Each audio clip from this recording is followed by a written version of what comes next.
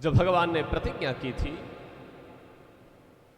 उन गोपियों को बुलाने की, भगवान ने अपनी मुरली में तान छोड़ा। मुरली ध्वनि से, बंसी ध्वनि से भगवान अब ऐसा ध्वनि सुनाई दे रहा है गोपियों को कि अपना ही नाम लेकर के पुकार रहे हैं भगवान। ध्वनि में ऐसा दिव्य नाम सुनाई दे रहा है, भगवान पिता रात्रि शरदोत्फुल्ल मल्लिका वीक्षरन्तुं मनसक्रे योगमायामुपाश्रितः। भगवान अपि, सुखदेव जी कहते हैं भगवान ने भी सबसे पहले भगवान शब्द का प्रयोग किया। भगवान इसीलिए ताकि ये जो रास लीला होने जा रहा है इसमें काम वासना युक्त दृष्टि से न देखें साधक। ये तो जीवात्मा और परमात्मा का ये परस्पर मेलन है, वो मिलाप। भगवान, भगवान कौन है हो सकते हैं? उत्पत्तिम प्रलयम चैव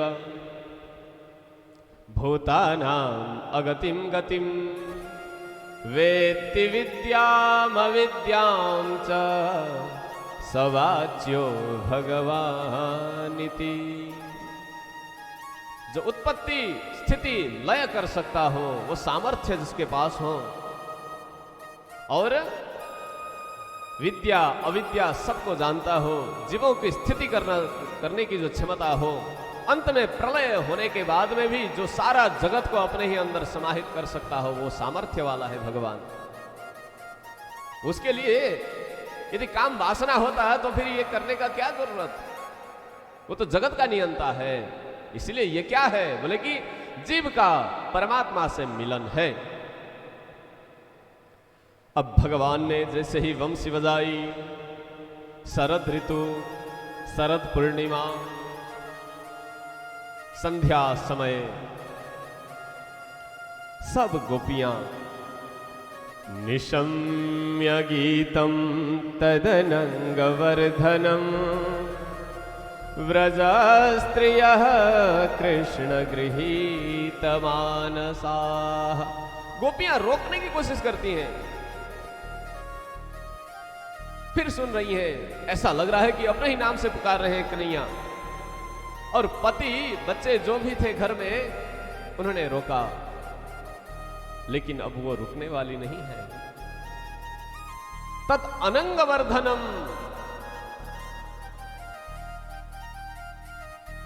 ऐसा भाव, ऐसी कामना जो कि अब भगवान से मिले बिना वो रुक नहीं सकती। उसके बिना अब कोई टिक नहीं पाएगा अपने घर में। कुछ गोपियां गाय दो रही थी संध्या काल में, तुरंत छोड़ दिया। कई गोपियां दोहन कर चुकी थी लेकिन बछड़ों को खोलना भूल गई। घर का काम करती हुई ऐसे ही छोड़ दिया। शुश्रूषन्त्यः पतीन, अपने पतियों की सेवा करती हुई गोपियां तुरंत छोड़ दिया। अब असली पति मिल गया। पति यानी कि पाति रक्षति, जो रक्षा करने वाला। ये तो अपने ही घर में रक्षा करेंगे, लेकिन जगत का रक्षा करने वाले तो वो परमात्मा मिल गए। छोड़ दिया। कुछ गोपियां हलवा आदि कुछ बना रही थी, ऐसे ही छोड़ के चली गई। कुछ गोपियां काजल लगा रही थी, एक आंख में लगाया, दूसरे आंख में ऐसे ही। कुछ उल्टे सीधे वस्त्र पहने, तुरंत वहां से निकल पड़ी। कुछ गोपियां जिनको बंद कर दिया गया, तुम अभी नहीं जा सकती, वो फिर ध्यान में बैठ गई। तुरंत फिर अपनी चेतना से भगवान के पास में पहुंची। अब राजा परीक्षित पूछ रहे हैं प्रभु सुखदेव से, कृष्णम विदुः परम कांतम न तु ब्रह्मतया मुने गुण प्रवाहो परमस्तासां गुणधिया कथम तपसा चीयते ब्रह्म। परमात्मा को प्राप्त करने के लिए बहुत तप करो, उपनिषद का वाक्य है। तपस्वी बनो, अष्टांग योगी बनो, हमेशा चित्त को भगवान में लगाओ, लेकिन विवेकपूर्ण चित्त। कर्म योगी बनो, साधना करो। ये सब कहने वाली श्रुतियां ये तो निरर्थक हुई ना। क्यों? बोले कि इन्होंने ज्ञान से भगवत प्राप्ति नहीं किया, ज्ञान से इन्होंने कुछ भाव नहीं प्रकट किया है यहां। वो तो ब्रह्म स्वरूप से नहीं देखा है परमात्मा को, अपने पति स्वरूप से देखा है, एक प्रेम के स्वरूप से देखा है। लेकिन उनको कैसे ये भगवत प्राप्ति हुआ, कैसे ये अधिकारी हुई? तब सुखदेव जी भगवान कहते हैं, देखिए, न चैवं विस्मयः कार्यो भवता भगवत्यजे। इसमें कोई संशय की बात नहीं है। जैसे अग्नि है, आग, आग में कोई एक छोटा सा बच्चा या फिर कोई भी व्यक्ति जान जान के उसमें स्पर्श करे तो भी उसका जो धर्म है वो पालन करेगा। गर्म करना, जलना जो धर्म है, यदि जान जान के करेगा तो भी होगा, बिना जानते हुए भी यदि टच करेगा, स्पर्श करेगा, तो भी आग का जो धर्म है वो तो निभाएगा ही। और यहां संपूर्ण त्याग दिया है गोपियों ने। ये सब जितने भी ऊपर आए हैं, कोई दोहती हुई, कुछ पतियों की सेवा करती हुई, यानी कि जितना भी जो भी कर्म था सब त्याग दिया। अब सर्वधर्मान परित्यज्य माम एकम शरणम व्रज, सब कर्तव्य कर्म को त्याग दिया, मात्र परमात्मा, उसके अलावा कुछ नहीं, अब कुछ नहीं बचा। इस भाव से गई हैं, इसलिए ये अधिकारी हैं। अब पहुंचते ही भगवान कहने लगे, सब गोपियां ऐसा मान रही हैं कि हमें ही बुलाए हैं भगवान, हम चलते हैं, दूसरे किसी को नहीं बता रही हैं। तुरंत पहुंची, सब एकत्रित हुई ब्रज की गोपियां। भगवान ने कहा, स्वागतम वो महाभागा प्रियं किं करवाणि वह। हे महाभागा, हे गोपियां, आप लोग कैसे पधारना हुआ? आप लोगों का स्वागत है, स्वागत है। क्या प्रिय, क्या करूं? और बताइए आने का कारण क्या है? देखिए, किसी व्यक्ति को हम अपने घर में बुलाएं या फिर इस भागवत कथा के लिए बुलाएं और फिर आने के बाद में पूछें कि अच्छा आना हुआ, ठीक है, स्वागत है, लेकिन कैसे आना हुआ, क्यों आए? ये तो प्रश्न नहीं कर सकते। भगवान ने कहा कि पहले बंसी के माध्यम से बुलाया, पहले वचन भी दिया था, फिर कहते हैं कि कैसे आना हुआ, क्यों आए। अच्छा, ये हो सकता है कि आप लोग मुझे देखने आए हो, देख लिया, हो गया, अब आप लोग जाइए। रजन्येषा घोरतमा, बहुत रात्रि है, घनघोर रात्रि। देखिए, आपके पति सब वहां प्रतीक्षा कर रहे होंगे। प्रतियात, ब्रज में चले जाओ, फिर वापस जाओ। तुम्हारे माता पिता, भाई बंधु, पति, ये सब प्रतीक्षा कर रहे हैं। उन सब की सेवा करना ये स्त्री का धर्म है। अच्छा, ये भी भाव हो सकता है कि आप लोग जो आई हो कि तुम्हें अपने ही पति से संतुष्ट भी ना हो, लेकिन देखो, पति स्त्री भी नहातव्य, चाहे जैसा भी हो, अपना पति उसी की सेवा करके रहो। जो कर्म से मिला हुआ है उसी में संतुष्ट रहो, जो प्राप्त है वही पर्याप्त मानो। जाओ अब आप लोग। अच्छा, ये भी हो सकता है कि ये जो कुसुमित वन है इसको देखने के लिए आई हो, तो देख लिया, अब जाइए। अब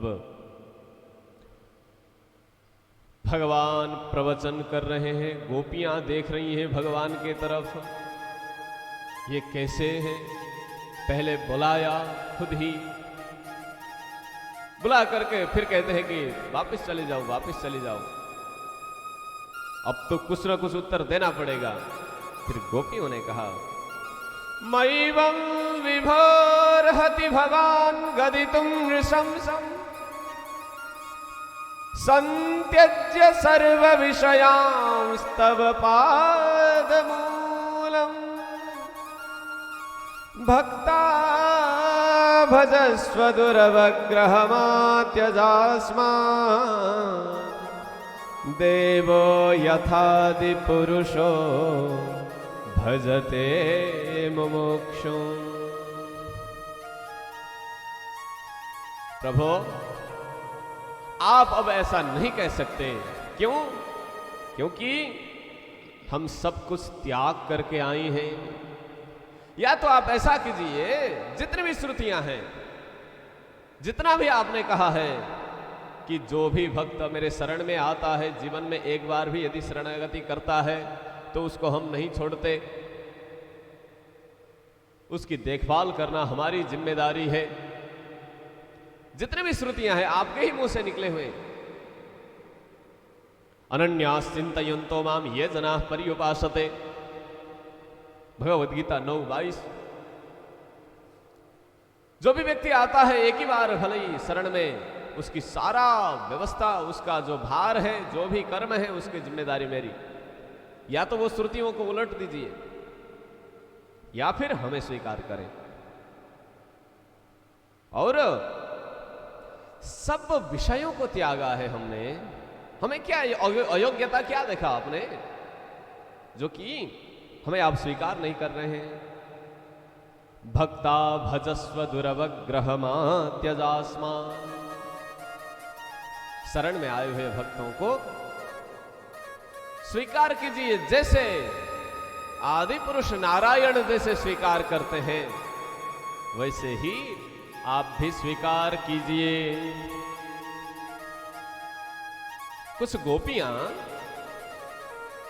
धीरे धीरे वहीं अपने पांव के जो अंगूठा है, अंगूठे से भूमि में खोद रही थी। मिट्टी को उठा करके ऐसे खोद रही है। सब नीचे की ओर भूमि में दृष्टि है। अत्यंत शोक का अवस्था भी है। भगवान इधर परीक्षा ले रहे हैं। गोपियां जैसे ही भूमि में खोद रही थी, कुतर रही थी, तब कुछ गोपियां वहीं पूछती हैं, क्यों ऐसा कर रही हो? बोले कि जब ये करते करते ये कृष्ण तो बोलते रहेंगे और सुनती सुनती ये गड्ढा भी हो जाएगा। अब ये हमें यदि ये नहीं स्वीकार करें तो फिर कुछ समय बाद में बड़ा गड्ढा होगा, इसी खाई के अंदर हम भी आएंगे और यहीं प्राण त्याग देंगे, लेकिन जाएंगे वापस नहीं। फिर गोपियां कहती हैं, सिंचांगनस्त्वदधरा मृतपूरकेण हासावलोककलगीतजहृच्छयाग्निं नो चेद्वयं विरहजाग्न्युपयुक्तदेहा ध्यानेन यामपदयोः पदवीं सखेते। प्रभो, यदि आप हमें नहीं स्वीकार करते हैं तो हम यहीं बैठ करके ध्यान करेंगे और उसके बाद में यही ये प्राण त्याग देंगी। और अंतिम अवस्था में जब भगवानमय हो करके, भगवान में ही चित्त लगा करके प्राण त्याग दें, तो फिर हम अवश्य आपको प्राप्त कर सकते हैं। आपको हमें यदि कमी दिख रही है हमारे अंदर, नहीं तो सिंचांग हमारे अंदर जो ताप है उसका निवारण कीजिए। अब भगवान ने जो परीक्षा ली थी, इसमें पास हुई गोपियां। रास क्रीड़ा आरंभ हुआ। रास यानी कि क्या है? रसो वै सह रसम ह्येवानं लब्ध्वा नंदी भवति। रस का जो समूह है, भक्ति रस, परमात्मा तत्व का जो रस है, और असली रस कौन है? बोले कि रसो वै सह, वही रस है जिसके नयन मधुर हैं, अधर मधुर हैं, ओष्ठ मधुर हैं, देखना मधुर है, चलना मधुर है, सब सुमधुर है। ऐसा परमात्मा एकमात्र ही परम सुंदर, श्याम सुंदर, नंद नंदन, यशोदा नंदन, वही है आनंद, वही है रस। और जब सब गोपियां रसमय हो गई, उसी रस में डूबी, प्रेम रस में, भक्ति रस में, उसी का नाम है रास। उदाहरण से समझिए, जैसे जो नदियां बहती हैं, हिमालय से बहती हुई आती हैं, लेकिन पर्वतों में टकराना, पत्थरों में गिरना, आवाज करना, यह सब कब तक चलता है? ये जब तक कि वह समुद्र तक ना पहुंचे। समुद्र यानी कि जल का जो सागर, वहां तो अथाह गहराई। फिर वहां जाने के बाद में भी तो कुछ छाल तो आता है। तो छाल क्या है? बोले कि वही रास है। जैसे टकराती हुई नदियां तड़पती हुई समुद्र तक पहुंचने के लिए, वो तड़पन जैसे ही वहां पहुंचती है तो फिर लहरों के माध्यम से वो उमंगता के साथ में नृत्य करती है। वही नदियां, वही नृत्य जब परमात्मा नहीं मिला था, वो तड़पन था, भगवान कब मिलेंगे, कब मिलेंगे। साधना साधना साधना करती करती करती करती जब सिद्ध हो गई, तब भगवत प्राप्ति हुआ। उसके बाद में भगवान के साथ में अब वो उमड़ती हुई नृत्य करने लगी। वही है रास। ये भक्ति का पराकाष्ठा है। ये सामान्य भाव से समझ में नहीं आएगा। अब भगवान रास क्रीड़ा करने लगे। यहां भी जो झांकियां बनी होंगी तो झांकियों को लेकर के आ सकते हैं। और जैसे ही नृत्य करना प्रारंभ किया, हाथ में हाथ मिलाते हुए, वदन में वदन मिलाते हुए, एक दूसरे को देखते हुए, जितनी भी गोपियां थीं, उन गोपियों के सामने एक एक भगवान श्री कृष्ण प्रकट हुए। ये सामर्थ्य, जितनी गोपियां हैं भगवान के ही हाथ में हाथ पकड़ करके नृत्य कर रही हैं मंगता के साथ में। भगवान ने दिव्य रास रचा। लेकिन कुछ समय बाद में देखिए भक्तजन, यदि भगवत प्राप्ति भी हो जाए और कुछ अभिमान भी साथ में हो, ऐसा नहीं हो सकता। कुछ गोपियों ने ऐसा सोचा कि हमारे इशारे में नाचने वाला कान्हा, ये कैसे परमात्मा हो सकता है? ये भाव आया। भगवान ऐसे भाव आते ही तुरंत वहां से अंतर्धान हुए, लुप्त हो गए भगवान नाचते नाचते। राधा को लेकर के निकले भगवान और फिर कुछ दूरी तक गए। इधर गोपियां अब बिलखने लगी। थोड़ी देर तो उनको आभास ही नहीं हुआ। कुछ देर बाद में पता चला कि हमारे पास में तो कृष्ण है ही नहीं। कहां गया कृष्ण, कहां गया, ढूंढो ढूंढो। नहीं देखो, हम कृष्ण का ही नाटक करते हैं। तुरंत एक गोपी बनती है पुतना, एक गोपी बनती है कृष्ण। देखो देखो, मैंने पुतना को मारा, दिखा रही है। एक ऐसे ही ऊपर ना उत्तरी उतारती है और ऊपर उठाती हुई कहती है, देखो देखो, मैंने गोवर्धन पर्वत धारण किया, मैं ही कृष्ण हूं। इस भाव से अनुभव करने लगे। फिर भी भगवत प्राप्ति नहीं हुई, फिर भगवान आए नहीं। और उसके बाद में फिर जंगल जंगल में भटकती हुई गोपियां भगवान को ढूंढने लगे।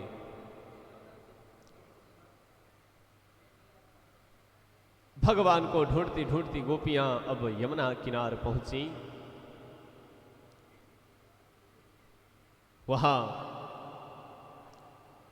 वही उन्होंने विचार किया। कुछ समय बाद में राधा रानी भी वहीं मिली थी। अरे राधा रानी, आपको तो लेकर के गए थे कृष्ण, क्या हुआ? बोले कि नहीं, मेरे अंदर भी कुछ अभिमानता आ गई, इसलिए कृष्ण चले गए।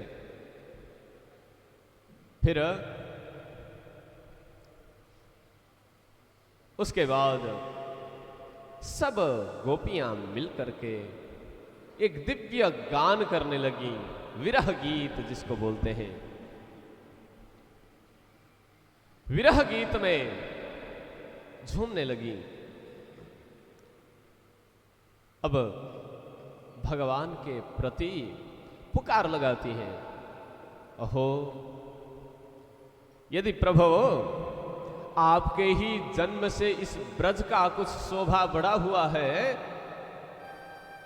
और यदि अभी हमें छोड़ करके जाना था,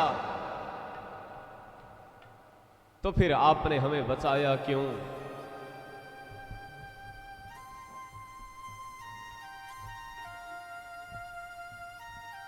अब आपके ही जन्म से हम लोग जी हुई हैं, अपने प्राण को बचा करके रखी हुई हैं, आप हैं इसीलिए। बहुत दिव्य विरह गीत है। आइए कुछ श्लोकों से इसका आनंद लें। जयति तेधिकं जन्मना ब्रजः। सभी लोग बोलिएगा सुन सुन के। जयति तेधिकं जन्मना ब्रजः जयत इंदिरा सस्वदत्रहि। जयत इंदिरा सस्वदत्रहि।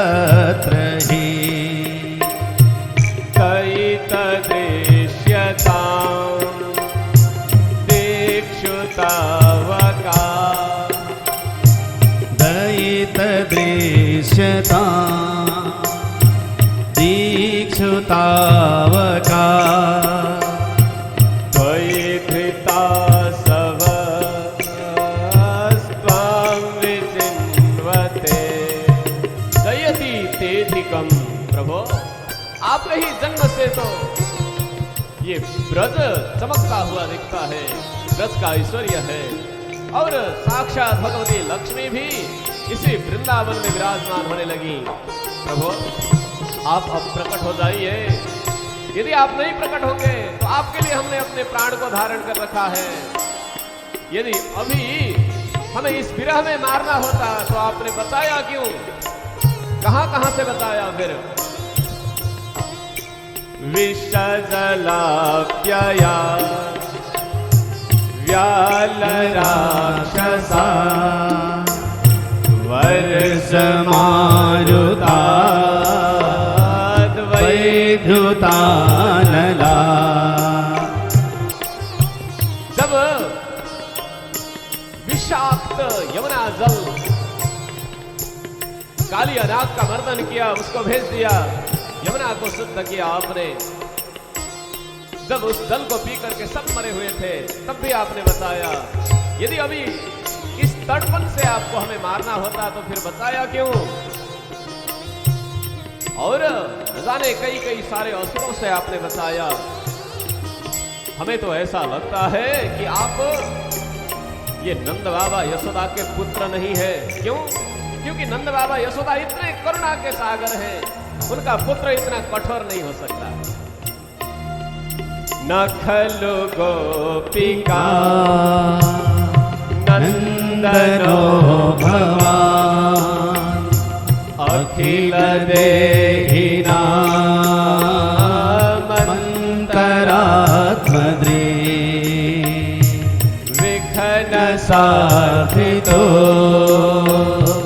विश्वगुणनिधे सूत्रे सकहुदेवान् सात्वताम्बुले। प्रभु आप इतना कठोर कैसे हो रहे हैं? विघ्नसा अर्थितः ब्रह्मा जी भी पुकारते हैं, तब भी आप सरल स्वरूप से आते हैं। देवी देवता पुकार करते हैं, तुरंत बोल देते हैं ठीक है हम कुछ करेंगे। लेकिन आज हम आपकी भक्त पुकार रही हैं, आइए।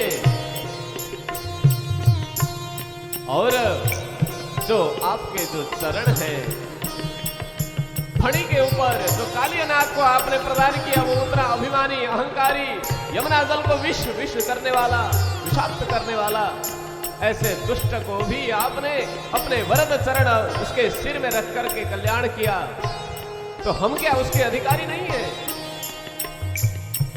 फणी फणार्पितम ते पदाम्बुजम् फणी फणार्पितम् ते पदाम्बुजम् कृणुकुचे सुना कृन्दिरेच्छयम् मधुरया गिरा वल्गुवाक्यया बुधमनोज्ञया पुष्करे क्षणा। प्रभु वही चरण हमारे हृदय में रखिए, हमारे मस्तक में रख दीजिए, ताकि हमारे अंदर जो भी वासनाएं जो बची हैं वो भी नाश हो, और हमारी जो कामना आपके लिए लगे। और अपनी मधुरया गिरा, मधुर मधुर उन वाणियों से वल्गु वाक्य यानी कि गूढ़ार्थ वाक्य, शास्त्रीय मर्यादा के आधार में, जैसे शास्त्र कहते हैं भगवत प्राप्ति के नियम आदि, उन्हीं नियमों के माध्यम से आप हमें प्राप्त हो। और अधर सीधुना, आपके जो अधर है, अधरामृत हमें पान करने का अवसर दीजिए। अधरामृत ओष्ठ, अधर यानी कि धरा कहते हैं पृथ्वी को। न धरायम विद्यते अयम रसः, जो पृथ्वी में प्राप्त न हो ऐसा अमृत तत्व, परमात्मा तत्व आप हमें सुलभ हो, आप हमें उस अमृत को प्रदान करें ताकि हम तृप्त हो जाएं उसी से। प्रभु आइए, अब आपकी जीवन देखो, एक गोपी कहती है या तो आप हमें मरने दो या फिर जीने दो। कैसे? अब जीने के लिए आपकी कथा ऐसी है, जितना सुने उतना ही सुनने का मन करता है, जितना सुने और कम पड़ता है। यानी कि अब क्या होगा, अब क्या होगा, इसी बहाने से हमें जीना पड़ता है, यानी कि कथा मरने नहीं देती। और आपकी बिछुड़ता जो है, आप जो नहीं मिल रहे हैं, इस तड़पन से हमें जीना नहीं दे रहे हैं आप। या तो जीना दो या फिर मरने दो। तब कथामृतं तप्त जीवनम् कविभिरीडितं कल्मषापहम् श्रवणमङ्गलम् श्रीमदाततम् भुवि गृह्णन्ति ते भूरिदा जना। तब कथामृतम, आप ही के कथा से हम तपी हुई हैं, इस तड़पन तक पहुंची हैं। नहीं तो हमारा अपना कर्तव्य था, अपना व्यवहार था, और फिर जब एक बार सुनने के बाद में आपकी कथा ऐसी है, फिर ये कान उधर ही जाने का मन करता है, आपकी ही कथा सुने, उसी का श्रवण करें। ये आंखें जो है आप ही को देखने का मन करता है। क्यों? यदि आप न मुस्कुराते हमें देख करके, कमल नयन दृष्टि वो हमारे ऊपर दृष्टिपात न करते, तो हो सकता था हम ऐसे न हो। लेकिन प्रभु अब तो आप प्रकट हो जाइए। इस प्रकार जब बहुत विरह किया, देखते देखते भगवान उसी मध्य में गोपियों के बीच में तुरंत प्रकट हुए।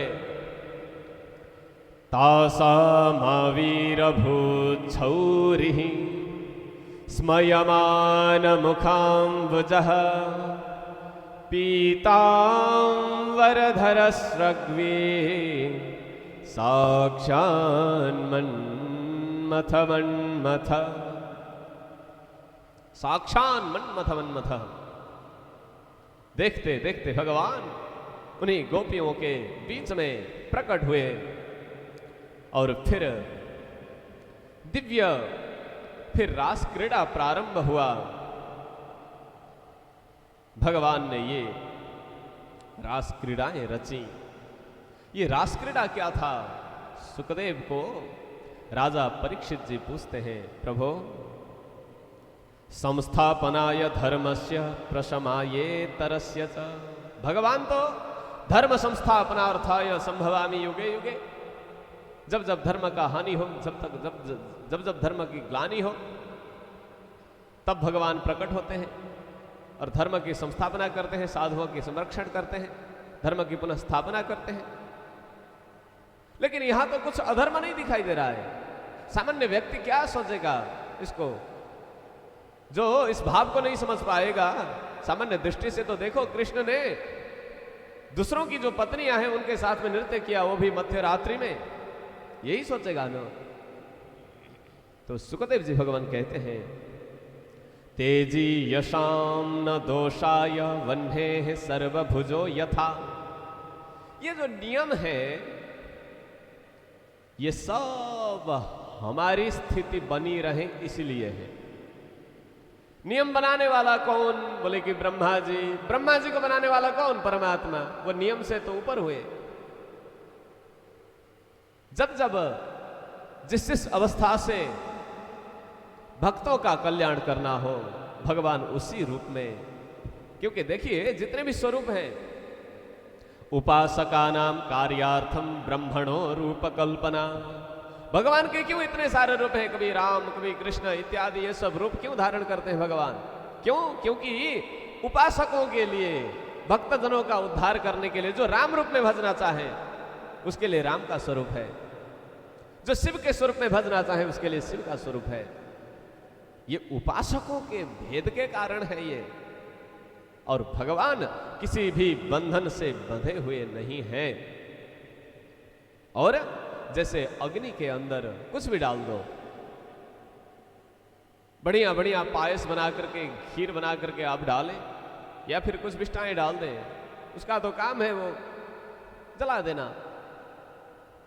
वैसे ही तेजवान, तेजी यशाम न दोषाय, भगवान के लिए, समर्थ पुरुषों के लिए वो दोष के लिए नहीं होता। लेकिन उन्हीं का यदि अनुसरण करने लगे, सामान्य व्यक्ति उस भाव में बिना पहुंचे ही यदि अनुकरण करने लगे, ये दोष होगा। फिर यदि अरे भगवान भोले बाबा को तो भांग धतूरा आदि ये चढ़ता है, इसीलिए हम भी कुछ खा लें, ऐसा यदि कोई कहे, तो समुद्र से निकला हुआ हालाहाल विष की तो बात छोड़िए, कुछ थोड़ा सा ही विष पी करके दिखाएं, ऐसा तो नहीं हो सकता। वो सर्वसमर्थ है यदि सामान्य दृष्टि से भी देखा जाए तो। लेकिन ये बहुत दिव्य भाव है, ये रास है, जीवात्मा का परमात्मा से मिलन है। और ईश्वराणाम वच सत्यम, भगवान ने जो कहा, श्री कृष्ण ने जो कहा, उसको आचरण में लाइए और भगवान श्री राम ने जो किया उसको आचरण में लाइए। ये विधि है, व्यवस्था है। भक्तवत्सल भगवान की